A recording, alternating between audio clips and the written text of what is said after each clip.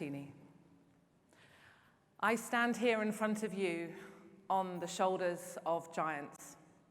Giants who are my whānau, my colleagues, my friends, colleagues from core education in the audience with whom I've worked for the last 6 years, colleagues from NetSafe, many of you, as Chrissy said, I've had the absolute pleasure and privilege of working with during all of my years here in New Zealand. And so all the ideas and stories that I'd like to share with you today really draw on many things that will be familiar to you and ideas that I have found interesting and hope to be able to share with you this morning.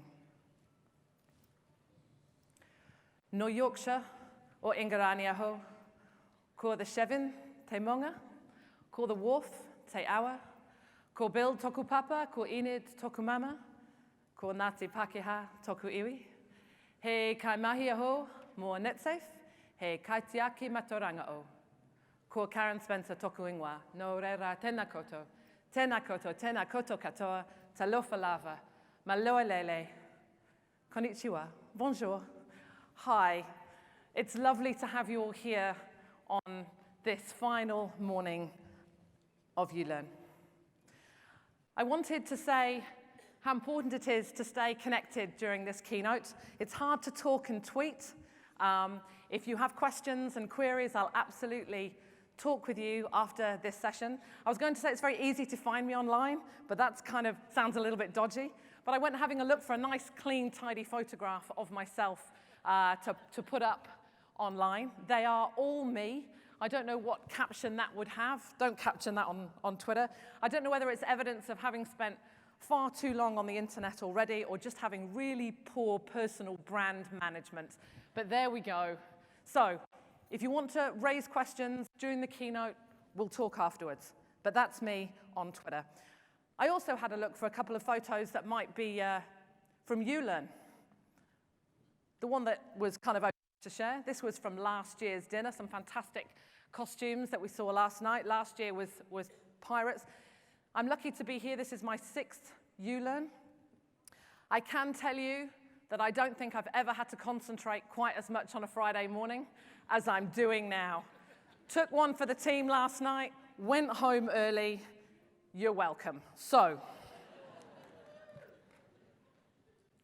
you guys can sit back and I'll do all the hard work up here on the stage. So, what now?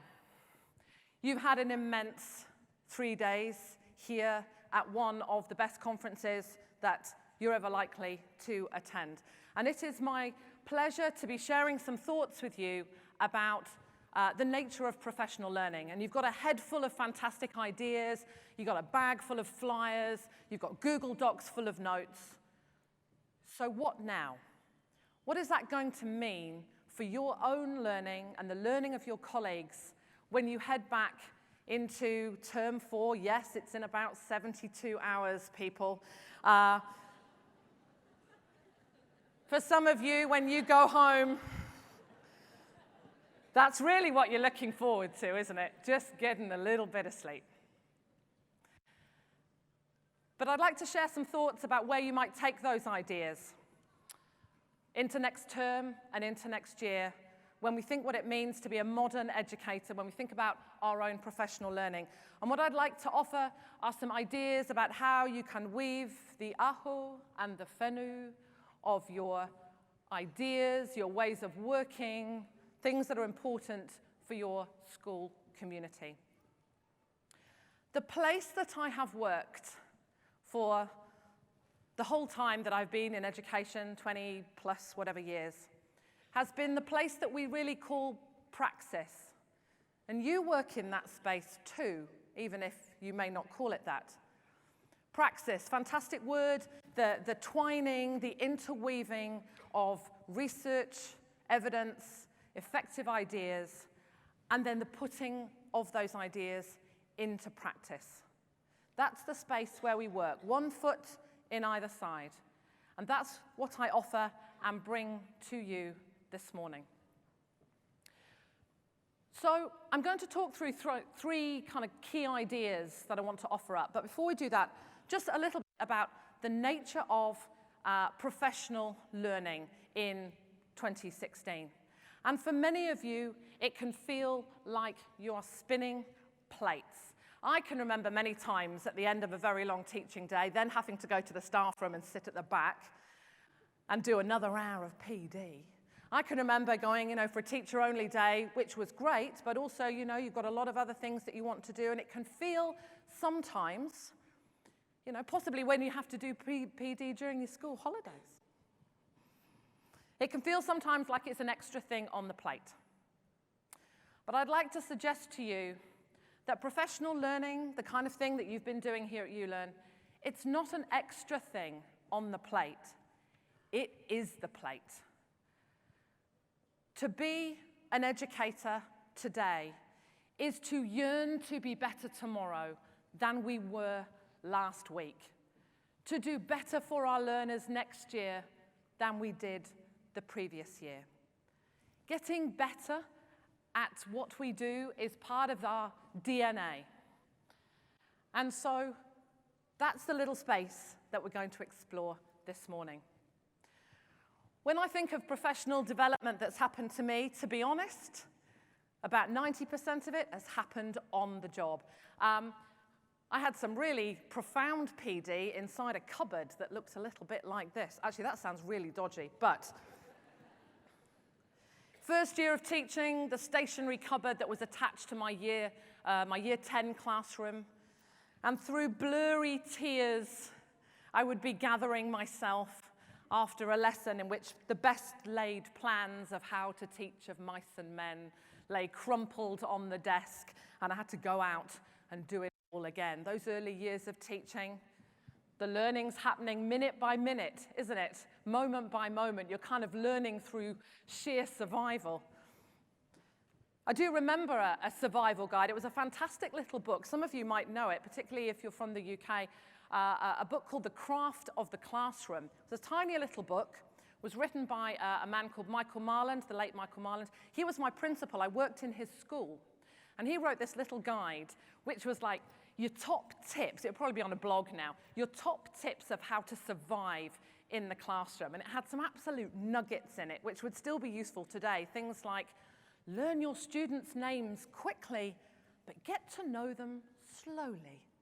Make sure you are systematic in the collection and gathering of resources. Different today in the age of Google Classroom, isn't it? He would say, set the tone for the lesson by greeting the students at the door. Little nuggets like that that would help you in your early years when you were just really learning what the heck you were doing with all those fantastic young people. But that book also finished with a really nice set of ideas, and he wrote that the craft of teaching won't work without the spirit, a spirit that is a mix of the salesperson, the music hall performer, the parent, the clown, the intellectual, the lover, his quote, not mine, and the organizer. But the spirit isn't enough. It won't win through on its own. Method matters. And so the methods that we adopt, the very deliberate way in which we understand our craft, is really at the heart of what it means to be an educator today. Michael Fullan, yesterday, he talked about being able to talk the walk. And that's exactly what we're trying to do when we think about what it means to do professional learning. The keynote is dead.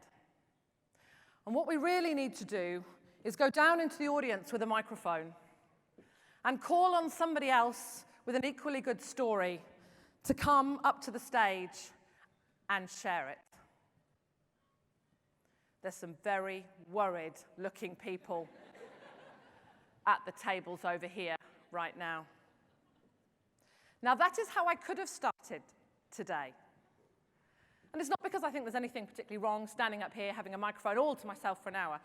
But I do recognize the irony in having one person up here talking, sharing their ideas, when, to be fair, professional learning today is driven by you. All the initiatives all the emerging research around what professional learning looks like, it's around grassroots, community-driven, school-based professional learning, driven by yourselves. And so, what I'd like to offer this morning is a keynote. Now, those of you who are musical, I'm not particularly musical, but those of you who are musical will know that a keynote comes from the idea of a cappella, doo-wop. And the keynote is the note that is played before the music begins. And it sets the key for the song. And so I hope that in the next short while, I can help set the key for the song of your professional learning as you head off into term 4. Did I mention it starts in 72 hours? That's all right. Not yet. So you'll all be familiar, I'm sure, or will at least have heard of the research that's come through from John Hattie, from his team that have been doing those huge meta-analyses over the last few years. And you'll be familiar, I'm sure, with the fact that that research team produced quite a long list of the different approaches that were either more or less effective in helping raise student achievement. Earlier on this year, he gave a lecture, and he talked about how his team had continued to do their research. And what was emerging was a new number one, shooting in at the top of the pops for what is likely to make the greatest difference to student achievement. And it's you. He talked about the approach that is likely to make the greatest difference to students' achievement are your beliefs, our beliefs, that we can work collectively, and that collectively we're all on the same page, and that we have the tools and the understanding together to make a difference. So no pressure, but it's all on you. It's in your hands. For many of you, there's lots of you on Twitter, I know. For many of you, when we think of modern professional learning, and we think of networked professional learning, we often think about being online, those online networks, Twitter, Virtual Learning Network, Facebook, and so on.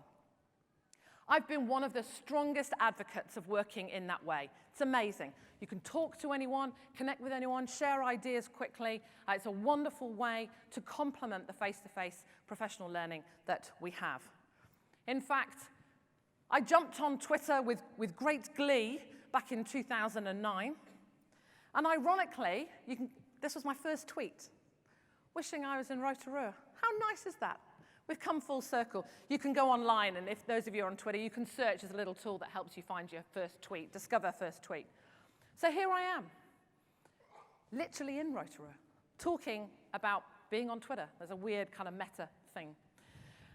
But of equal importance when we think about being connected online, in fact, when we think about being in a network, whether you're together face-to-face or whether you're online, one of the things that's really important that we need to be aware of is the challenge of operating in a filter, of only listening to the voices of others who agree with us. You know, you hear the news stories about people only getting their news through Facebook now, just from the people that they follow. One of the things I do, I'll let you into a little secret, and I'm sure none of you will tell, that I follow blogs of people that I vehemently disagree with. I won't say who they are. But there's probably 3 people blogging. They're not New Zealanders, actually. They're from overseas, who write about education in ways that I really struggle to kind of get behind. But I still read it because it just helps you check your thinking, and it helps keep your own thinking fresh. And so what I'd like to suggest today is when we're thinking about working collectively for the greater good of our learners, that being together, being networked, either in a cluster or a community or online, that is not the end in itself. In fact, that is just the start. It is the type of conversations we are having that are most important. Those of you who will be familiar with the ideas of communities of practice might be familiar with the name Etienne Wenger. He's done a huge amount of research over the years about what it means to work in collectives. And a few years ago, he released a paper with 2 other colleagues, talking about different types of conversations that realize different value. And he talked about conversations that give immediate value, like, I need a resource to teach literacy tomorrow. Have you got one? Great. I use it. Fantastic. Potential value. I need an idea to help me change the way I teach literacy next term. Can you help me think about that? And that value has potential once I use it. Applied value is if I get some shared learning from you and I take it into a different context. But of most interest are the types of conversations that he described like this. He said conversations, quite complex conversations that have realized value, are conversations we have with each other, and we won't know whether that professional learning has had any value until we talk to the people who are most impacted by that, our students. And that kind of conversations, searching to check that we are creating value for our students by talking to them, is something that collectively it's important for us to aim for. And the reframing value, once you've talked to your students and you hear what they say, changing an approach, checking one's values, that those are the most complex kinds of conversations to have. And yet they're the conversations that together we need to be reaching for when we think about our professional learning. Not a single person, no matter how fantastic our ideas have been at this conference, not a single person in this room has a monopoly on good ideas. We will create change in our schools together by each one of us contributing, placing a stone on the cairn of what is happening for our learners. Although I must say, there's a number of you in this room who have contributed some fantastic ideas this week. How many of you have presented at uLearn? Hands up, hands up, hands up. Can we just give them a huge round of applause? Huge paki paki. Fantastic, courageous. And good clapping, everyone. And I want you to remember how well you did that clap, because you're going to need it in about 10 minutes' time. So, hold the line. Before you leap towards the next fantastic idea that you may have heard this week, I want you to hold the line. I want you to hold the line, first of all, around what is important. That before you trial something, look at what your community and your students need. And I'd also like you to hold the line around the approach that you want to use as well. To pause before you leap into inquiry and do these 3 things. And for the next little while, I want to talk about just 3 ideas. And I thought I'd try and capture the keynote, the rest of the keynote, very simply, very tweetably. So for the next short while, I'm just going to talk about these 3 ideas, one after the other. And these are 3 things that I'm going to encourage you, invite you to think about doing before you trial anything that you have learnt at uLearn.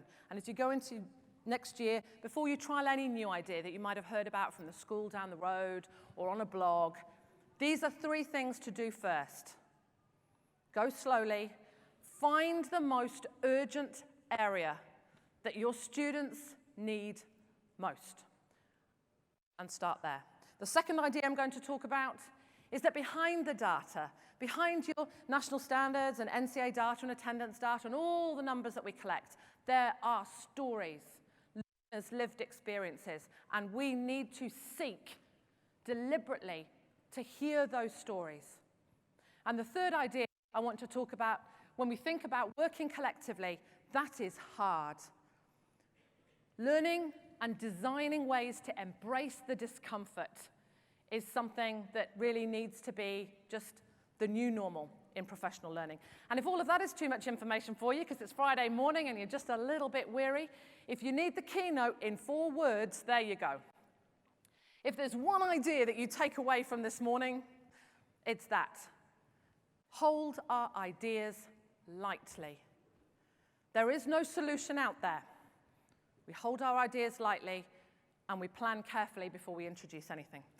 Somebody was talking to me about you know, talking to a wonderfully large audience such as yourselves and said, hey, Karen, just imagine that you're all sat around a fire. Just imagine it like that. So what I'd like you to do for the next little while, pull up a chair, pull up a rug, pour yourself a little drink of something, kick off your shoes. Actually, no, don't kick off your shoes. It's like a metaphor.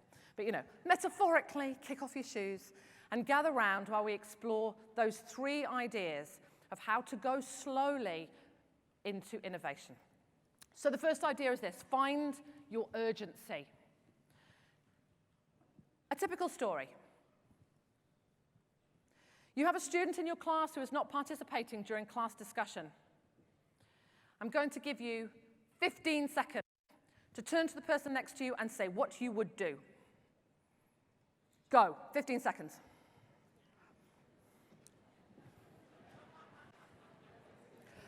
And 3, 2, 1, stop. That was great. Okay, now I'm not going to go around with a microphone, but I am willing to bet, and you can talk to me about it later if I'm wrong, because when I've done this before, what often happens is that we quickly provide a solution. We will design the lesson differently, we will organize question and answer differently, we might look at the topic differently. It is a fantastic thing in teaching that we are continually designing solutions to learning problems. But I also think it's a real challenge because we yearn for solutions. We learn to see the new, quick, fantastic, most up-to-the-minute way that we can do things better because we are wanting to do things better all the time. And we are surrounded by innovation. You've seen the videos earlier on of all the things that people have learned about here at uLearn. And if you look at blogs and if you look at, you know, the news and you listen to what's going on in education, we are surrounded by constant reminders of new things that we can be doing. I had the pleasure of spending a breakout yesterday afternoon with about 30 or 40 teachers. You here in the room? Little, yay! Where's the team from Australia? Oh, they've gone. I said I'd give them a shout out. Okay. 335. We had a little discussion activity at the start of the breakout, and I asked everyone in the room to list all the initiatives going on in their schools that they would describe as being new or future-focused. 335 initiatives happening across no more than about 30 schools. It's about 9 different initiatives per school. And the more fractured those approaches are, the harder it is to sustain deep, meaningful change. Now, it doesn't mean that we shouldn't be trialing different things, but the focus is on making sure that we're spending our very limited time and attention on the things that are most urgent. I think sometimes that professional learning can feel a little bit like a roundabout. You're going round, there's lots of new things, there's lots of exciting things, and sometimes you see that view come round again. Modern learning classrooms. I did my training in a modern learning classroom about 20 years ago. Coding, I'm quite old, but I did coding as a child at school. So these are new ideas that are coming around again with a different need and a different idea around them. And our role is to understand what is most valuable for our students out of all of those fantastic ideas. You'll be aware that there's a really dominant international discourse going on at the moment about how education needs to change. And then we are always shown a photograph of a 1960s classroom to illustrate how education needs to change. And then sometimes we're shown a picture like this that shows how education can change. And I'm not critiquing any of those. But what I want to acknowledge is that behind that discourse is a whole bunch of teachers like yourselves who have got to make that change happen.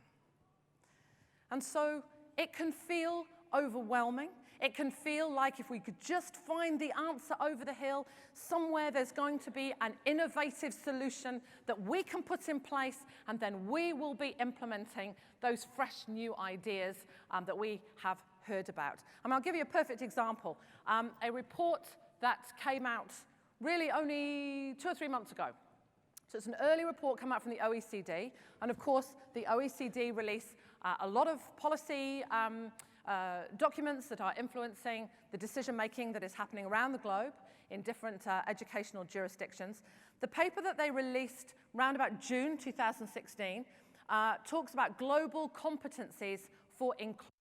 It's one of the first publications from the OECD that are starting to signal what they think schools could be preparing students to do.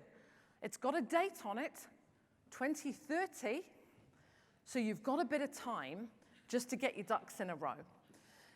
It is signaling what may be in the PISA tests in 2018, so it does make for an interesting read.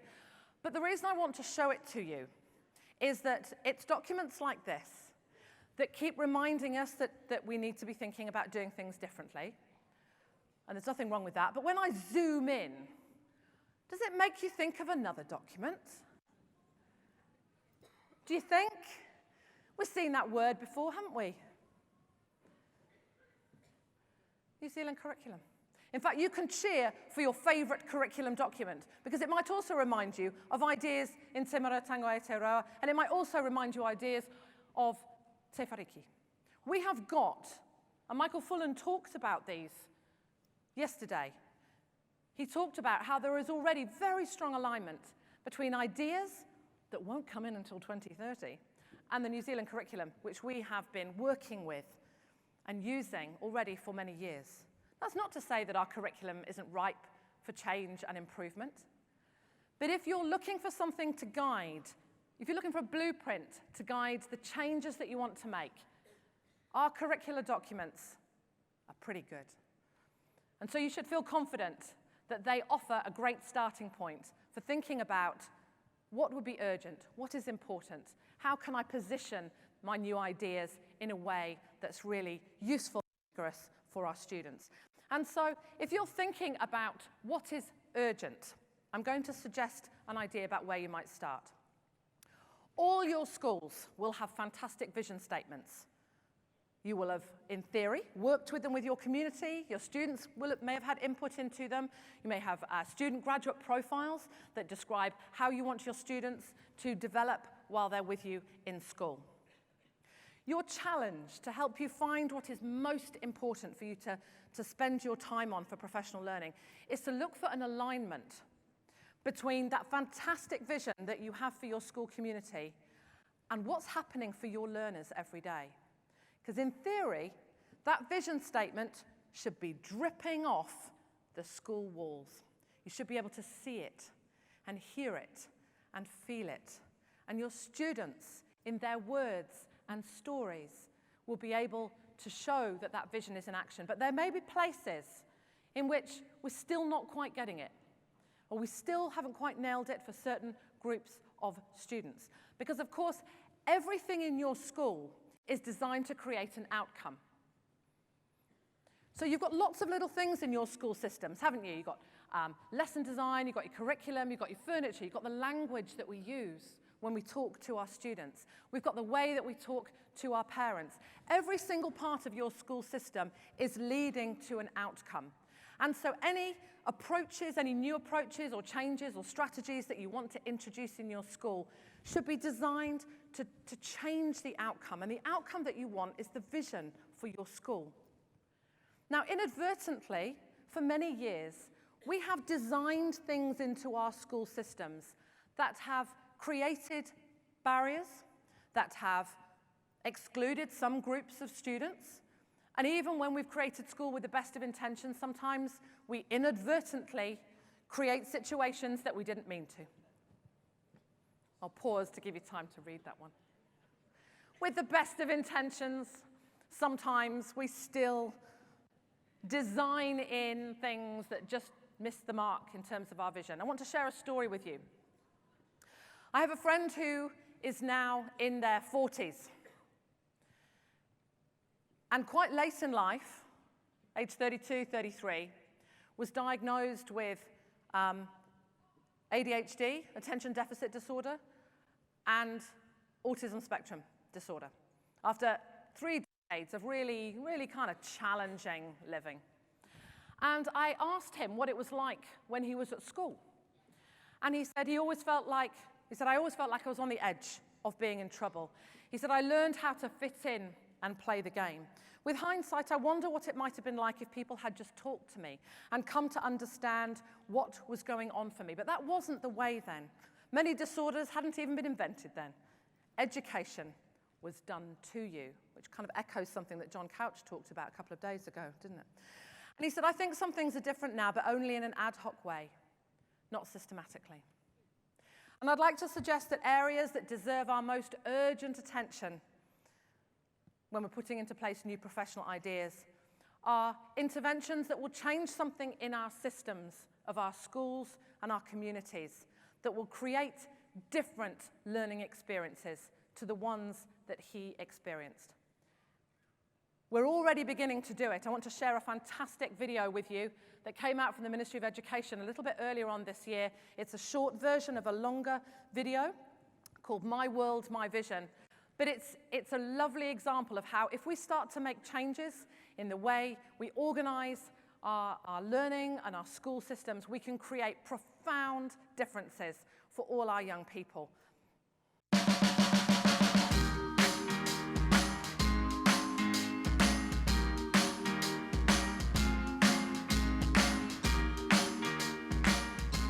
I think inclusion might be like something to do with like including people. This means don't leave them to the side, let everyone take a part of it. Bullying them, play with you and not be a bully.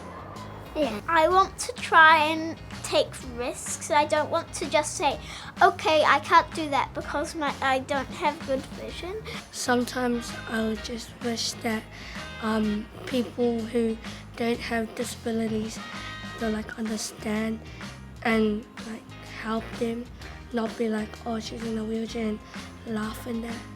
Don't think I'm not capable of stuff because look what I did. This is my street art, and even though I had to keep it very close to me, I still made it very detailed. People with disabilities should be treated fairly and equally. Maybe they might know stuff that you don't because they have an ability.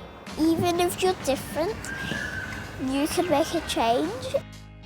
I think if we wanted things to be better in 10 years' time for the three of us, hearing people would be able to sign, the government would be able to provide funding for better buildings and make more jobs available. There would be more education for sign language, deaf people would be welcomed in, everything would be more open. Inclusion is good because I have friends.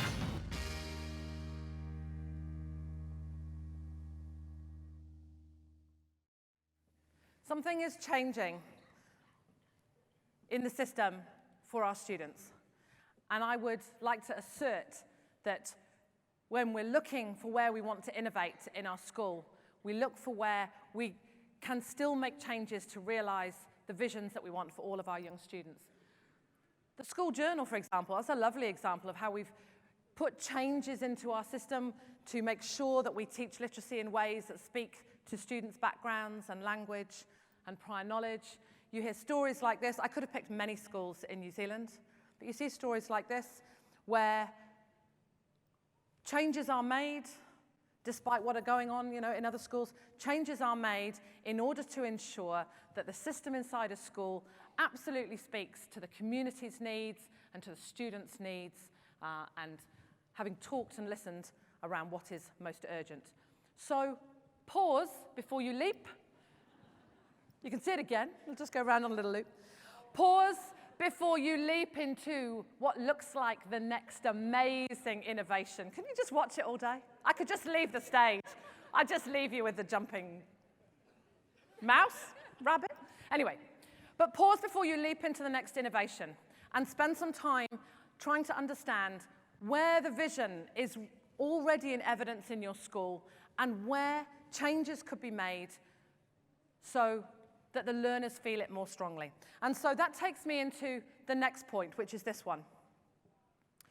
Behind all your data, behind all the information that you gather, there is a story.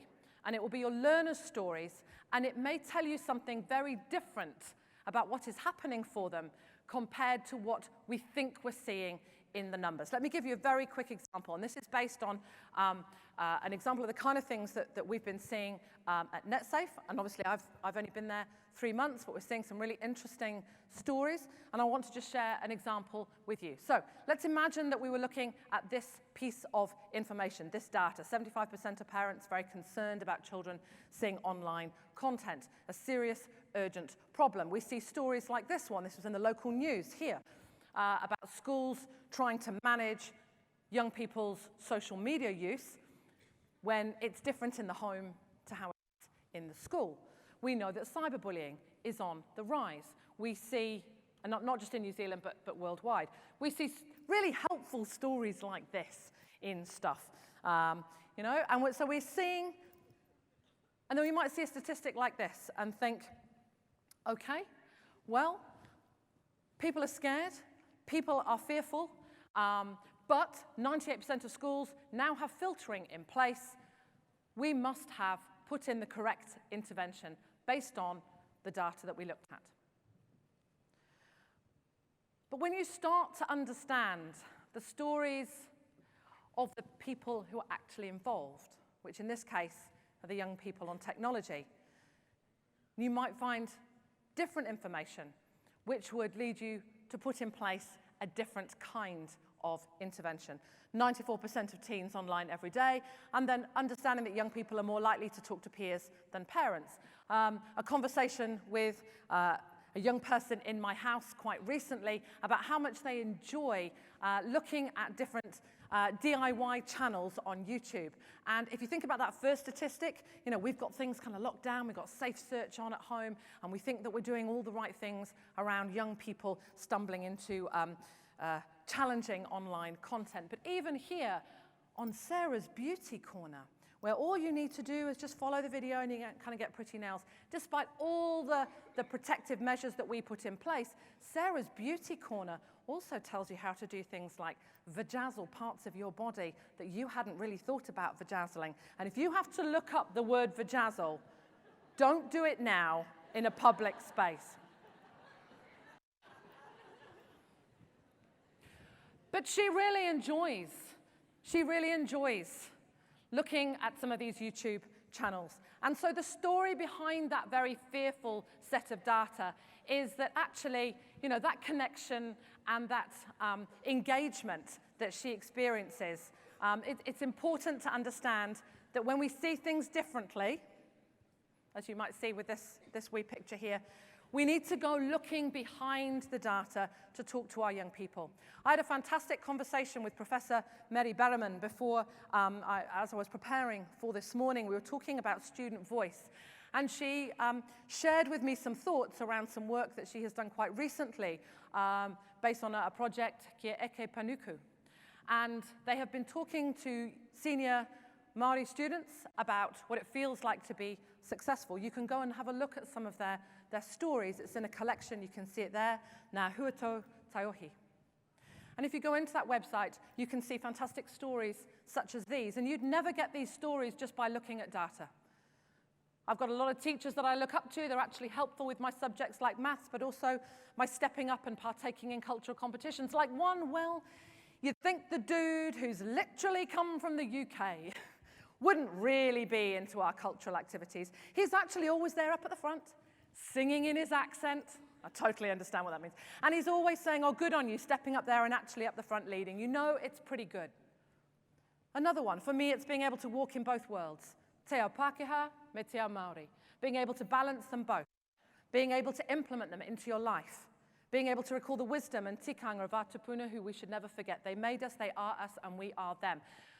Looking for those stories, and the interesting thing about those stories is that they were gathered on the marae with the kind of safety net of protocols and tikanga. And so not only am I suggesting that we need to seek the stories behind our data and talk to our learners, but we need to look at the culture that wraps around how we gather student voice. So that when we are genuinely asking our students for feedback, you know, that ako relationship, that we do so in ways that keep them absolutely safe and that make it okay for them to be honest and to share their stories. That's a great example of one way in which that is managed. So treat your data and treat the stories of your students like a piece of art. You know when you walk around a piece of art and one of you looks at it and you go, oh, that's fantastic. And someone else goes, oh, my kid could do that. Which is actually a bit patronizing to children, now I think of it. But anyway. But looking at your data and your stories together, bringing your different viewpoints in order to look for what is really going on for young people in our schools and looking for where we can spend our time most usefully around those areas that are most urgent. And the third idea that I quickly want to touch on this morning is the importance of being able to embrace discomfort. A quick story. When I was teaching in the UK, I was in a school that had an Ofsted inspection, so the equivalent of ERO. And the inspector then, I don't know if they still do it now, comes into your lesson. You actually know when they're coming, so you're told which lesson. And they come in and they mark you on a piece of paper and they grade you, or they did then, from outstanding to good to average to time to get another job. And I knew they were coming, and my goodness, I had planned that lesson like you wouldn't believe. I had differentiated groups, I had differentiated poems, I had differentiated questions that went cognitively deep and challenging. I had a warm, caring vibe in the classroom, and I had said to the students now, when the inspector comes in, just come on, just do it for me, just hold it together. Anyway. So the inspector comes in and sees the lesson, and at the end of the week, all the pieces of paper went into brown envelopes, and the brown envelopes went into the pigeonholes in the staff room, and we all went to go and collect them. A colleague of mine set fire to his without even opening it. Good union member, that. Anyway, but I went and I opened mine, because I just wanted to see what was inside it. And I opened the envelope, and I took out the piece of paper. I'm going to tell you what was on it in a second. Just hold on to that. I'm going to come back to the result of that lesson in a moment. There are two ways in which we need to think about embracing discomfort. And the first one is understanding that how we see the world is different to how our colleagues see the world. That we bring our own biases based on our lived experience, our values, and our beliefs, and that our colleagues bring different biases. So we see different things in data, we see different things in student stories, and it makes it quite hard to be sure that what you're seeing is what other people are seeing and that we're getting a balanced view. And it can be quite uncomfortable to have our biases challenged, but that is really, it's a key way in which we can ensure that we're taking a truly collaborative approach to professional learning. You might be familiar with the idea of Maslow's hammer, that if the only tool you have is a hammer, every problem looks like a nail. These days, Maslow's hammer's technology, really, isn't it? You know, there's an app to solve every world problem, isn't there? But what it alludes to is the idea that we only see things through our own biases and through our own interpretation. The whole ladder of inference thing, you'll be familiar with that. How our beliefs guide assumptions, which guide our actions. And so I'm going to suggest to you that part of being a modern educator, part of thinking about professional learning is being comfortable with having our own biases gently exposed and explored and challenged alongside those of our colleagues. And the second discomfort is the discomfort of hearing views that you do not agree with. The old echo chamber happens a lot online because you build your own little following of people who you like, who say things that you agree with.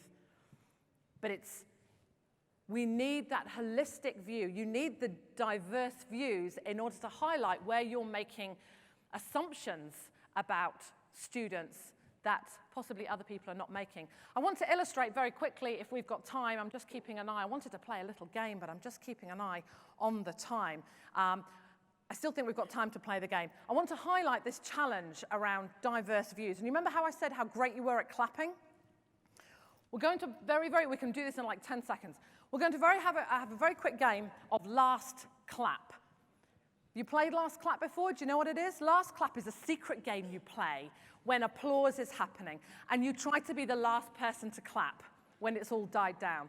So I'm going to tell you to give a big round of applause, and then I'm going to stop you like that, and we'll see what happens. So the challenge is we're going to play last clap, and someone in this room is going to give it a go. Okay, here we go. 1, 2, 3, go!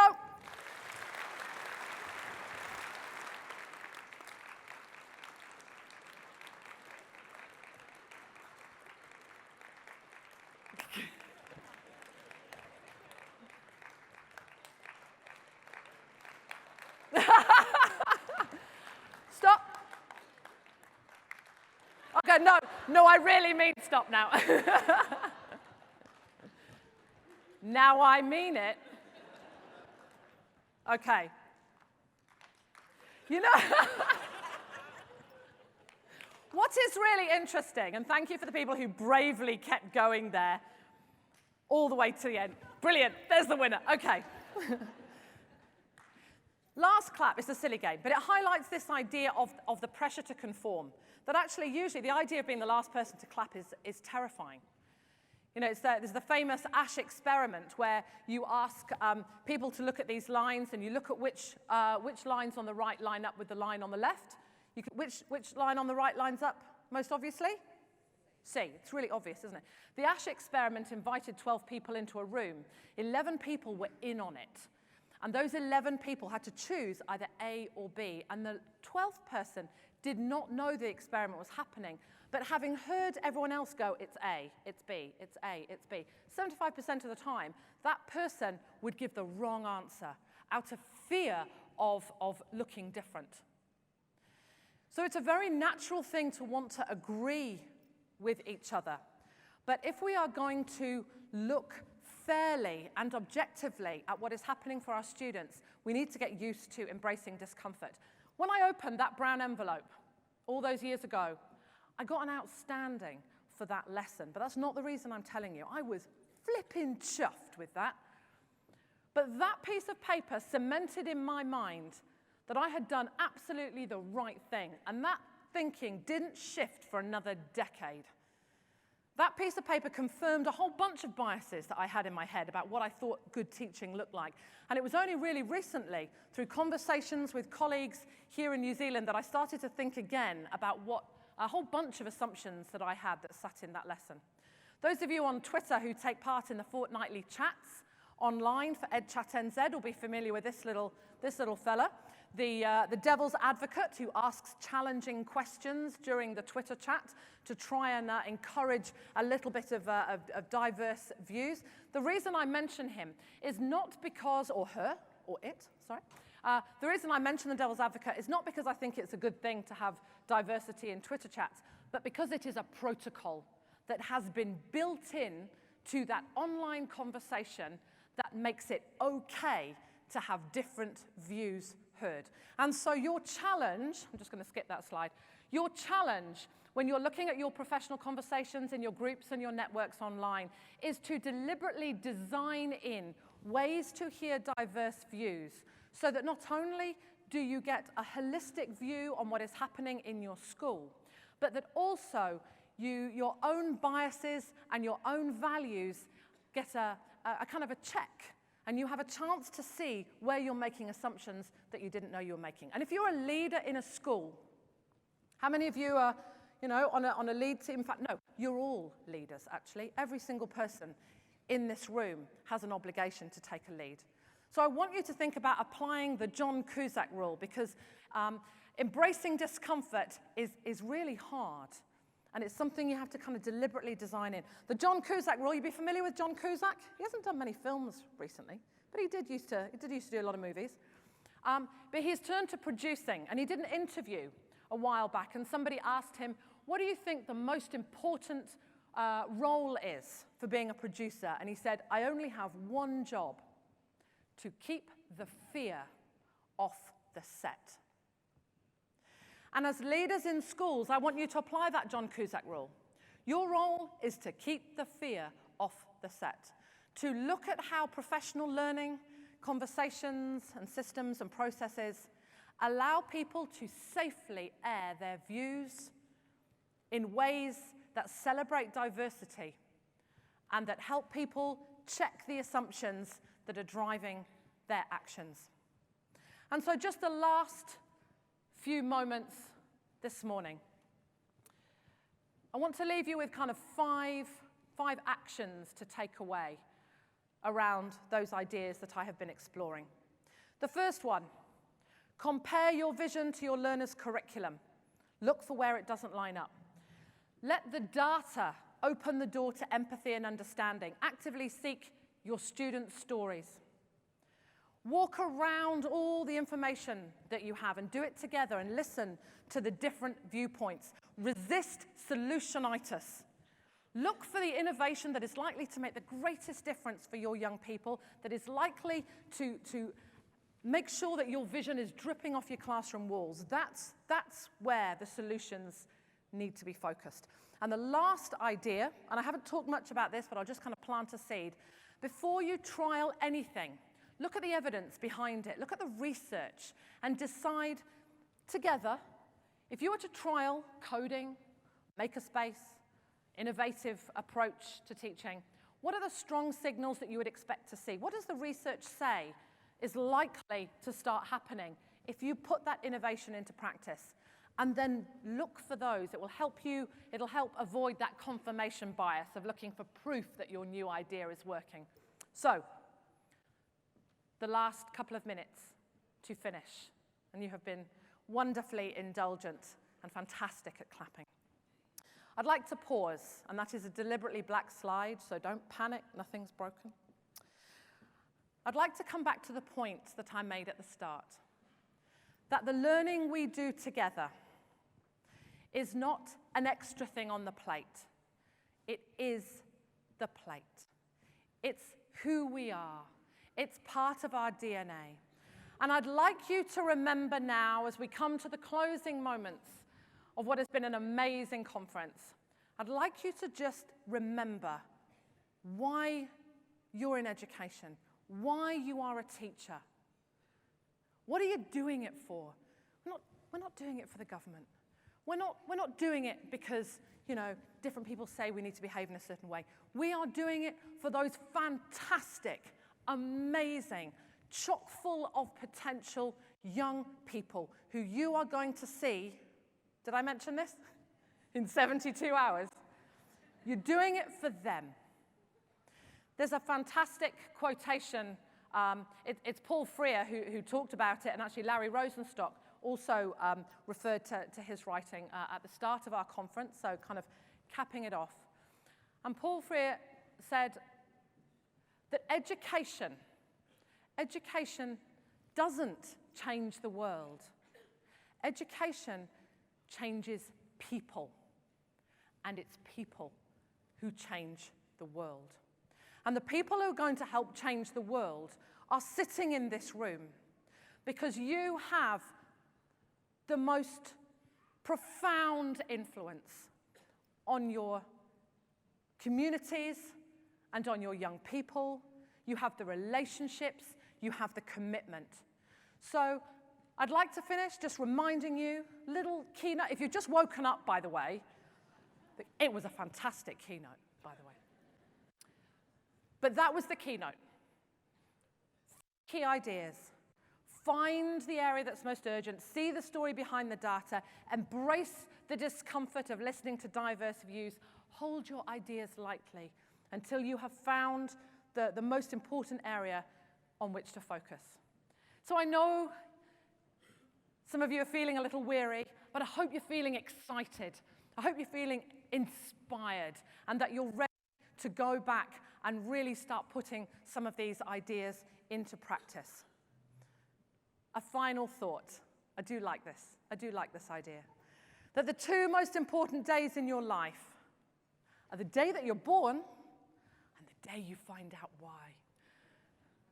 I hope that you have found your why at uLearn or refound your why. And I'd like you to hold on to that as you head back into schools and into your communities, who are incredibly lucky to have you. I wish you the very best of luck for term 4. Go well. Thank you. Thank you. Tēnā koutou. Whawhetai lava. Kia ora.